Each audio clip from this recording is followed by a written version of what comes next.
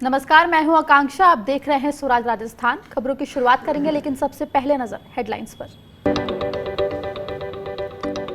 राजस्थान सरकार का बड़ा फैसला। 2018 में हुए दलित आंदोलनों के दौरान दर्ज मुकदमे लिए वापस। उग्र भीड़ ने किया था पथराव, आगजनी और फायरिंग। आधा दर्जन पुलिसकर्मी हुए थे घायल।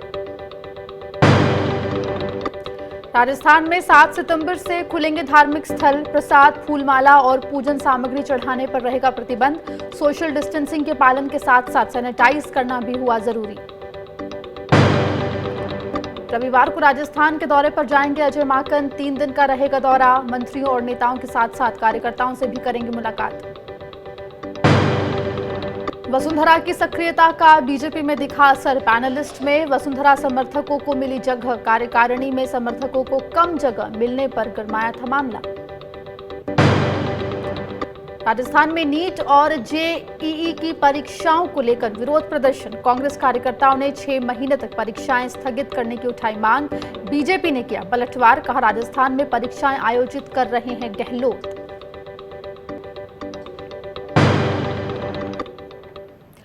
राजस्थान की अशोक गहलोत सरकार ने भारत बंद के दौरान दलितों पर दर्ज मुकदमों को वापस ले लिया है। दरअसल 2 अप्रैल 2018 को दलित आंदोलन के दौरान अलवर के एनईबी थाने पर आग लगा दी गई थी। वहीं इस दौरान हिंसा भी हुई थी।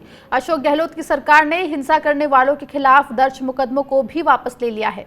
आपको बता दें कि अलवर जिले में उग्र भीड़ ने पथराव, आगजनी और फायरिंग की घटना को अंजाम दिया था, जिसमें आधा दर्जन पुलिसकर्मी भी घायल हुए थे, जिसके बाद करीब 500 लोगों के खिलाफ मुकदमे दर्ज किए गए थे। इस पूरे मुद्दे पर बात करने के लिए हमारे साथ जयपुर से हमारे रेजिडेंट एडिटर संजय वोरा जी जुड़ गए हैं। संजय जी, तो भारत बंद के दौरान जो दलितों के ऊपर मुकदमे थे वो गहलोत सरकार ने वापस ले लिया है। कैसे देखते हैं आप इस फैसले को और क्या इम्पैक्ट इस फैसले का फ्यूचर में पड़ता आपको दिखाई देता है? आकांक्षा, ये एक लॉन्ग पेंडिंग डिमांड थी जो दलित संगठन थे उनका ये कहना था कि उनका जो बंद था वो दरअसल पीसफुल था, लेकिन जब उनके ऊपर हमला किया गया तो उसमें ये तमाम चीज़ें हुई और उनका कहना था कि ये जो हिंसा फैलाई गई वो दरअसल दबंगों की तरफ से फैलाई गई थी। इसके अलावा उनका ये भी कहना था कि जो पुलिस की जो फायरिंग हुई उसमें भी जो मृत्यु हुई है वो एक दलित युवक की हुई। तो आधार ये था, उनका कहना ये था कि जो विक्टिम है उसी को आप सजा दे रहे हैं, केसेस आप उन्हीं के खिलाफ दर्ज कर रहे हैं जो कि विक्टिम थे और हमारा प्रदर्शन दरअसल शांतिपूर्ण था।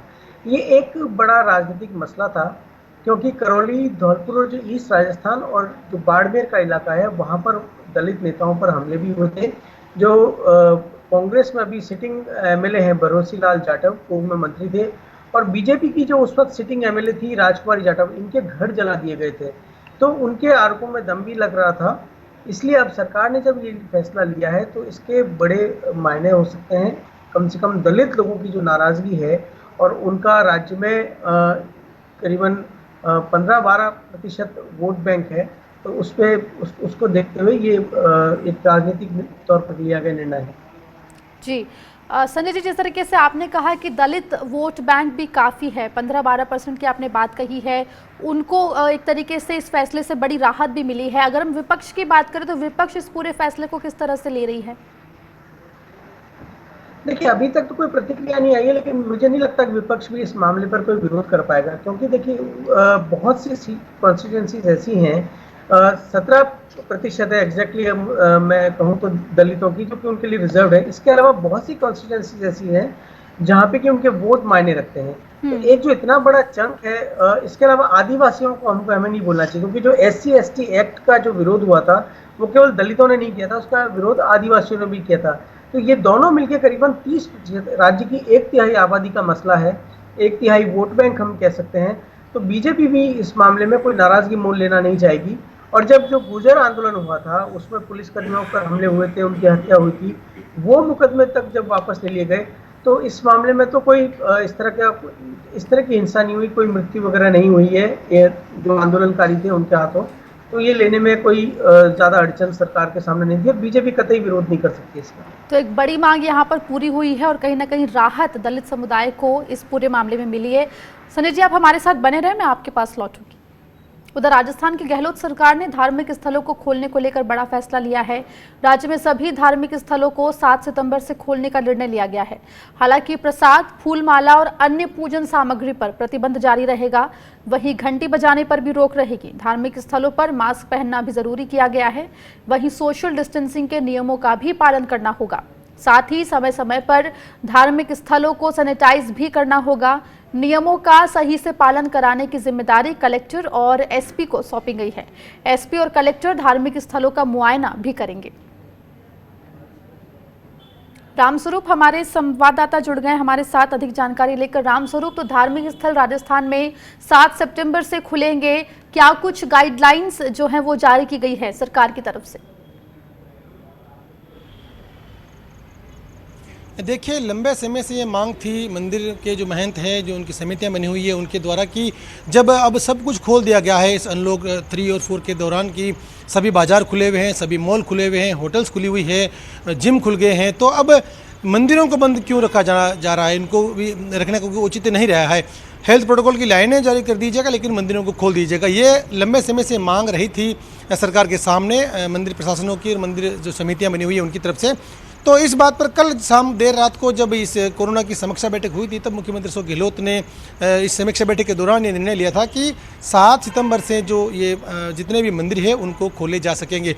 साफ तौर पे नियम बाकायदा जारी किए गए हैं कि भीड़, सोशल डिस्टेंस की पालना मंदिरों में करना बहुत ज़रूरी है, क्योंकि हम देखते हैं कि कई बड़े मंदिर ऐसे हैं जहाँ पर प्रतिदिन हज़ारों की संख्या में लोग वहाँ पर दर्शन करने के लिए जाते हैं, और जब कोई विशेष अवसर होता है, चाहे जन्माष्टमी हो या और कोई अवसर हो, तब एक ही दिन में 1 लाख से ज़्यादा की तादाद में श्रद्धालु वहाँ पर आते हैं।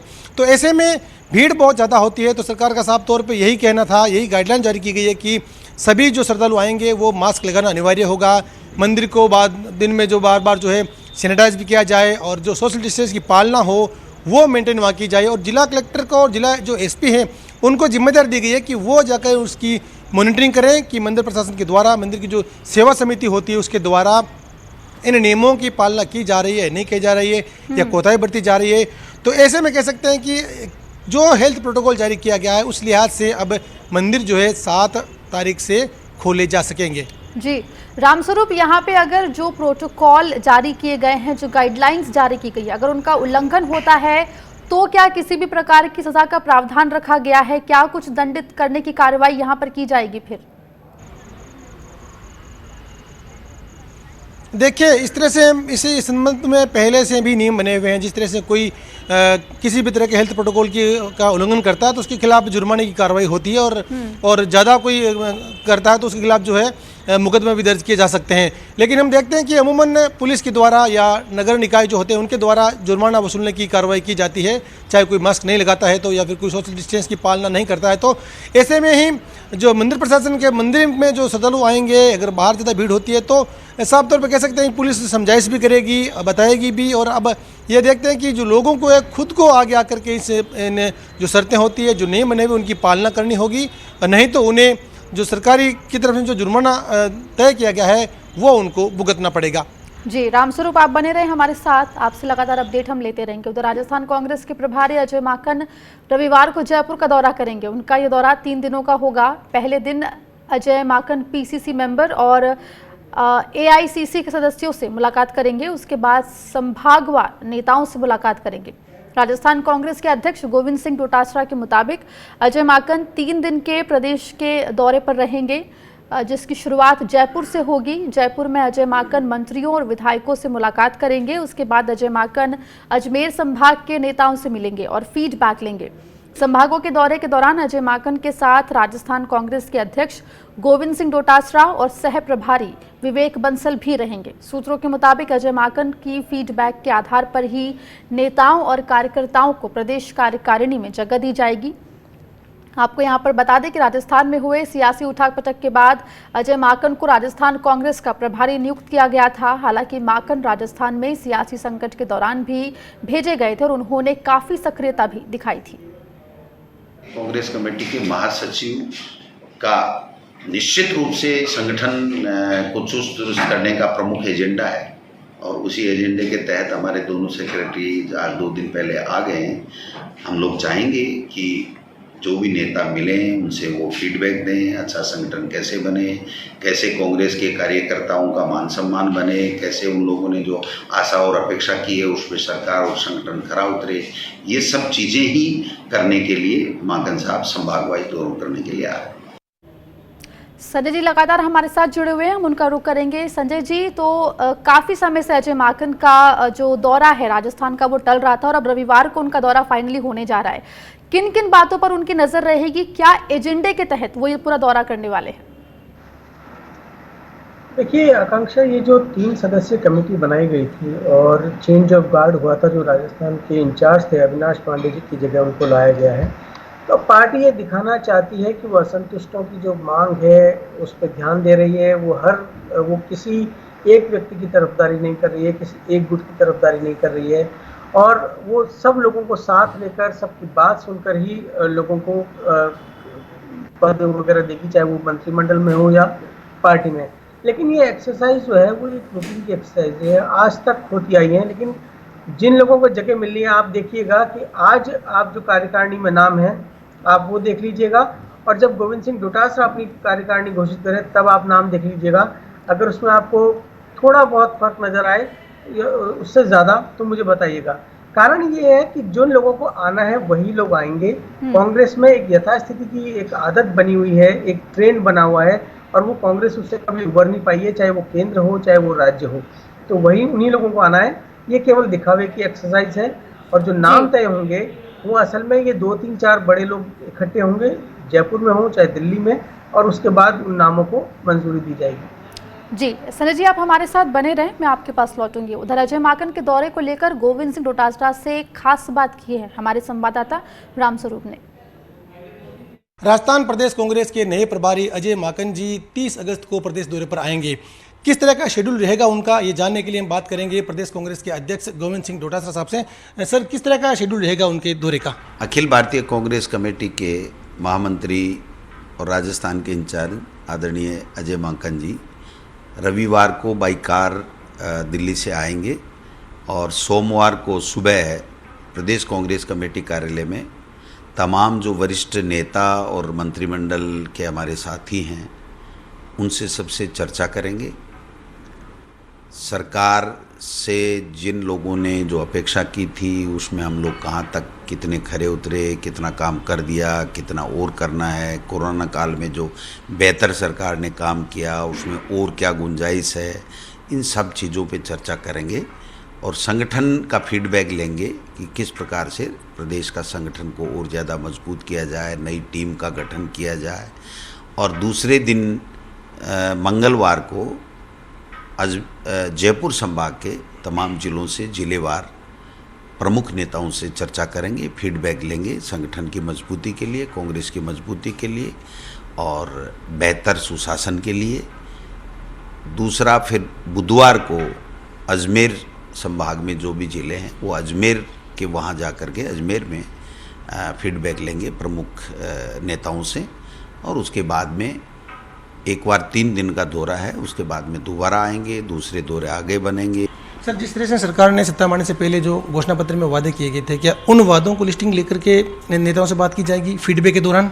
ओवरऑल जो व्यू नेताओं के द्वारा, कार्यकर्ताओं के द्वारा जो जाएंगे उसके आधार पर एक रोड मैप के साथ में कांग्रेस पार्टी को मजबूत और पुनः 2023 में कांग्रेस की सरकार बने, इस दिशा और दशा के साथ में काम करेंगे। सर, कल का बड़ा प्रदर्शन है आपका नीट और जेईई के एग्ज़ाम को लेकर के, किस तरह का रहेगा प्रोग्राम?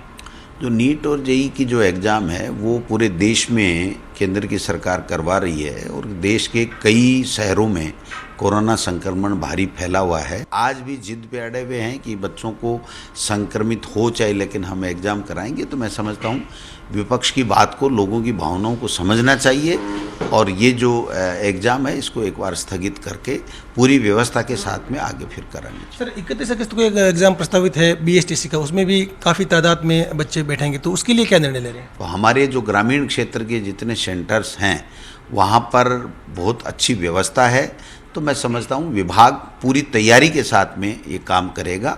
लेकिन नीट और जेई को इससे नहीं जोड़ा जाना चाहिए, क्योंकि नीट और जेई पुणे में भी होगी, दिल्ली में भी होगी, अहमदाबाद में भी होगी, भोपाल में भी होगी, पूरे हिंदुस्तान के तमाम बड़े शहरों में होगी जहाँ कोरोना संक्रमण है, और यहाँ का बच्चा कहीं भी एग्ज़ाम दे सकता है। तो वो परिस्थितियाँ अलग हैं, ये परिस्थितियाँ मैं समझता हूँ अलग हैं। बहुत बहुत धन्यवाद।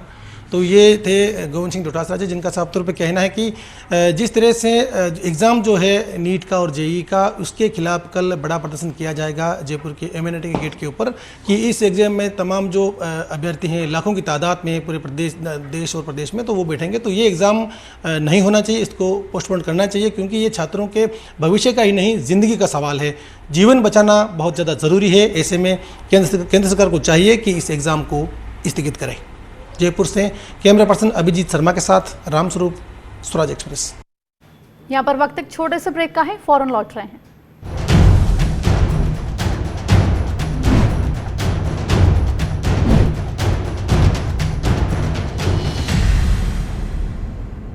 I'm glad I chose LPU. I made friends from all over the world, got mentored by corporate CXOs and His Holiness Dalai Lama. And this great exposure has helped me to grab a job in a multinational company. Think big, lovely professional university. चलो इतिहास के कुछ पन्ने पलटते हैं। चलो उस दौर में कुछ दूर चलते हैं। हो बात ग्वालियर की या हो कहानी मुमताज की, बेगम नवाब की झलकियां या हो बात काले ताज की, हर तरफ पसरा यहाँ इतिहास है। यूं ही नहीं कहते सभी, मध्य प्रदेश तो कुछ खास है। वक्त के निशान।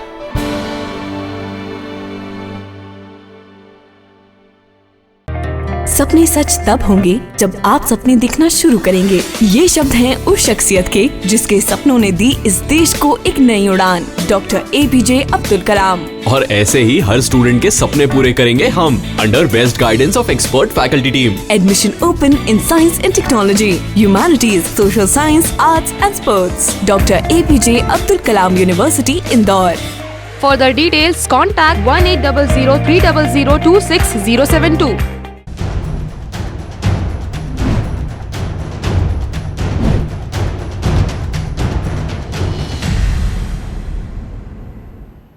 स्वागत है आपका। ब्रेक के बाद आप देख रहे हैं स्वराज राजस्थान। उधर बीजेपी में वसुंधरा राजे की सक्रियता का असर भी दिखने लगा है। 2 दिन पहले बीजेपी के प्रदेश अध्यक्ष सतीश पूनिया ने पैनलिस्ट की जो लिस्ट जारी की, उसमें वसुंधरा खेमे के नेताओं को जगह दी गई है। इससे पहले प्रदेश कार्यकारिणी में वसुंधरा राजे समर्थकों को तवज्जो नहीं मिलने से मामला गर्मा गया था, जिसके बाद वसुंधरा राजे ने पार्टी अध्यक्ष JP नड्डा के सामने मुद्दा उठाया था। उधर बीजेपी राजस्थान में बीजेपी के मोर्चों और प्रकोष्ठों में भी बदलाव संभवित है, जिसमें वसुंधरा राजे गुट का प्रभाव देखने को मिल सकता है। वहीं इस बीच वसुंधरा राजे से मिलने वाले नेताओं की तादाद भी बढ़ती जा रही है। रामस्वरूप हमारे संवाददाता लगातार हमारे साथ बने हुए हैं जयपुर से। रामस्वरूप, तो वसुंधरा की सक्रियता बढ़ रही है, किस तरह के बदलाव आपको बीजेपी में नजर आ रहे हैं अब? देखिए, पिछले करीब 1.5 महीने की बात करें और पिछले लंबे जब गतिरोध था प्रदेश में सरकार और सत्ता के बीच में, उस दौरान हमने देखा कि वसुंधरा राजे बिल्कुल भी सक्रिय नज़र नहीं आई। लेकिन उसके बाद में जब कई तरह की खबरें आई, तब वो ज़रूर दिल्ली पहुंची और वहां पहुंच के जो उनकी नाराज़गी थी वो केंद्रीय नेताओं के सामने रखी। और हमने देखा कि भाजपा में भी जो दो गुट अलग अलग गुट बने हुए हैं, जिसमें वसुंधरा राजे का जो विरोधी खेमा है वो लगातार हावी होता रहा है पिछले काफ़ी समय से। जब से सतीश पूनिया की ताजपोशी हुई है, तब से हम देख रहे हैं कि लगातार वसुंधरा राजे जो खेमा है वो एक तरह से हाशिए पर है, मायूस है। जब सतीश पूनिया जी की ताजपोशी हुई थी, पदभार ग्रहण हुआ था जयपुर में, तब भी वसुंधरा राजे स्वयं इस कार्यक्रम में शामिल नहीं हुई थी। बाकी उन्होंने सिर्फ एक पत्र भेजकर शुभकामना दी और जो एक औपचारिकता होती है वो उन्होंने पूरी कर दी थी। लेकिन जिस तरह की नाराज़गी जो प्रकट अभी उन्होंने की है केंद्रीय नेताओं के सामने जाकर के, तो उसके बाद भी हमने देखा कि एक जो कार्यकारिणी पिछले दिनों बनाई गई थी, उसमें वसुंधरा राजे के जो खेमे के जो नेता होते हैं उनको खास तौर पे तवज्जो नहीं दी गई थी। इस लिहाज से अभी जो कल एक और जो कार्यकारिणी की एक लंबी जो सूची जारी हुई है विभिन्न पदों के लिए, तो उसमें भी हाँ कुछ जगह बैलेंस जरूर किया गया है, लेकिन पूरी लिस्ट को अगर ध्यान से देखा जाए तो उसमें अधिकतर नाम वो है जो वसुंधरा राजे के खेमे के नहीं हैं, और जो मूल रूप से जिस तरह से कह सकते हैं कि राजेंद्र राठौड़ हुए, सतीश पूनिया हुए, संघ की पृष्ठभूमि के और जो अलग से नेता हुए, तो उनको खासतौर पर तवज्जो दी गई है। उनको तवज्जो जो है वसुंधरा राजे खेमे को कम दी जा रही है। हालांकि ये जरूर है कि सक्रियता लगातार वसुंधरा अपनी बढ़ा रही है, जिससे कि जो उनके खेमे के जो लोग हैं वो कहीं ना कहीं जो है फ्रंट लाइन में आ सके। हमारे साथ संजय वोरा जी भी लगातार जुड़े हुए हैं। संजय जी, तो वसुंधरा की सक्रियता एक बार फिर बढ़ गई है, जैसा कि रामस्वरूप बता रहे थे कि बीजेपी में जो पद है उनका डिस्ट्रीब्यूशन भी अब बैलेंस करने की कोशिश हो रही है, तो बीजेपी भी कहीं ना कहीं राजस्थान में अनबैलेंस चल रही है। इसमें कोई राय नहीं है, क्योंकि वसुंधरा को जिस तरीके से दरकिनार किया गया था, एक ज़माना था जब कहा जाता था कि राजस्थान में भारतीय जनता पार्टी का मतलब वसुंधरा है, हर पोस्टर, बैनर और होर्डिंग पे उनके फोटोग्राफ होते थे। लेकिन उसके बाद पिछले ये चुनाव हारने के बाद के जो 2 साल हैं, उसमें जितनी भी रैलियाँ हुई, जो भी प्रदर्शन हुए, चाहे वो CAA के समर्थन में हो या लोकसभा के चुनाव हो, उसमें वसुंधरा का चेहरा नदारद रहा। उनको महत्वपूर्ण मीटिंग में उनको बुलाया नहीं जाता था, तो ये इम्बैलेंस तो था, और यही वजह थी कि हमने वसुंधरा राजे ने एक तरह से किनारा कर लिया था जो इम्पोर्टेंट जो समय था, ये सचिन पायलट की बगावत के समय का, और ये उनकी नाराज़गी थी जिस वजह से बीजेपी जो अभियान था इस पर अपना ऑपरेशन कमल इसको आगे नहीं बढ़ा पाई। पर अब कोशिश की जा रही है कि उनको किस तरीके से प्लेकेट किया जाए, पर अभी तक जितनी भी अपॉइंटमेंट्स हुई हैं, चाहे वो कार्य समिति थी या आज जो संभाग प्रभारी और जिला प्रभारी नियुक्त किए गए हैं, उसमें तो कम से कम ये देखने को नहीं मिला है। जी, शुक्रिया संजय जी हमसे जुड़ने के लिए और बात करने के लिए। शुक्रिया रामस्वरूप, तमाम जानकारी हम तक पहुंचाने के लिए। उधर राजस्थान में यूथ कांग्रेस के कार्यकर्ताओं ने JEE और नीट की परीक्षाओं के विरोध में प्रदर्शन किया और केंद्र सरकार के खिलाफ नारे लगाए। यूथ कांग्रेस के नेताओं ने केंद्र पर हमला करते हुए कहा कि देश में कोरोना का संक्रमण बढ़ रहा है, इसके बावजूद केंद्र सरकार नीट और JEE की परीक्षाएं आयोजित कराने पर अड़ी है। यूथ कांग्रेस के कार्यकर्ताओं ने अगले 6 महीने तक इन परीक्षाओं को स्थगित करने की मांग की है। राजस्थान कांग्रेस के अध्यक्ष गोविंद सिंह डोटासरा ने BSTC की परीक्षाओं को लेकर एक बड़ा बयान दिया है। उन्होंने कहा कि इस परीक्षा में स्टूडेंट्स की तादाद ज्यादा नहीं है और इस परीक्षा को आयोजित करने के लिए जरूरी व्यवस्थाएं की गई है। खासकर परीक्षा केंद्रों पर सोशल डिस्टेंसिंग का पालन कराया जाएगा। हालांकि उन्होंने कहा कि अगर परीक्षार्थी नहीं चाहेंगे तो परीक्षा को स्थगित करने का भी निर्णय लिया जा सकता है। JEE, नीट और DLED का बिल्कुल अंतर बहुत है, इसमें फ़र्क है, इसकी तुलना नहीं की जा सकती। ये पूरे देश में एग्ज़ाम हो रही है। हमारी जो एग्ज़ाम है वो बहुत छोटी एग्ज़ाम है और इतने दूर दूर ग्रामीण क्षेत्र में सेंटर बनाए गए हैं कि सोशल डिस्टेंसिंग, मास्क और उनका टेम्परेचर वगैरह देखना, सारी चीज़ों की व्यवस्था है। एक भी बच्चा अगर वो महसूस करता है कि मुझे दिक्कत है, मैं परीक्षा नहीं दे पाऊंगा, तो वो परीक्षा नहीं दे, उसके लिए अलग से वो जब स्वस्थ होगा तो बाद में उसकी व्यवस्था कर दी जाएगी। वहीं JEE और नीट की परीक्षाओं का विरोध करने पर बीजेपी ने कांग्रेस के नेताओं को घेरा है। बीजेपी नेता रामलाल शर्मा ने कांग्रेस पर हमला करते हुए कहा कि राजस्थान में कांग्रेस की सरकार परीक्षाएं आयोजित कर रही है, जबकि उसके नेता नीट और JEE का विरोध कर रहे हैं। राजस्थान में कांग्रेस की सरकार है, लेकिन कांग्रेस की सरकार DLED एग्जाम को आयोजित कर रही है और ये प्री DLED एग्जाम 31 तारीख को आयोजित की रही है, जिसमें लगभग 4 लाख विद्यार्थी भाग लेने वाले हैं। जब एक तरफ आप परीक्षा आयोजित कर रहे हैं और दूसरी तरफ आप कह रहे हैं कि परीक्षाएं पोस्टपोन होनी चाहिए, तो कम से कम कांग्रेस की सरकार को एक ही चरित्र रखना चाहिए, दोहरा चरित्र रखने की कहीं आवश्यकता नहीं। सूरत राजस्थान में फिलहाल इतना ही। खबरों का सिलसिला लगातार जारी है।